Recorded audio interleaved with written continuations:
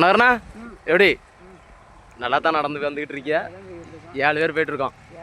Captain எத்தனை மணிக்கு போகிற மாதிரி ஒரு ஐடியா இருக்கும்?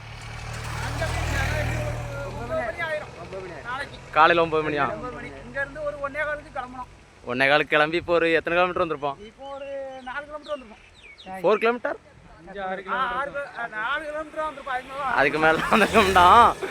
இப்போ இதில் என்ன பெரிய விஷயம் அப்படின்னா, மனோகரனை வந்து இதுல இருந்து நம்மள இருந்து ஒரு 30 வயசு கூட உள்ள ஆளு, 60 வயசு ஆளு வந்து நம்ம கூட சேர்ந்து பயணம் பண்ணுதாருங்கிறது வந்து நமக்கு ஒரு பெருமை. அது என்ன பெருமைன்னா, அவன் வெளிநாட்டுக்கு போறான். சரி சரி. போன திருப்பு நடந்தான். ஓ, நேர்த்தி கடன். ஆமா, அதே மாதிரி கடைச்சிக்கிட்டு திருப்பு வெளிநாட்டுக்கு பாஸ்போர்ட் எல்லாமே ரெடி ஆயிட்டு. சரி சரி சரி.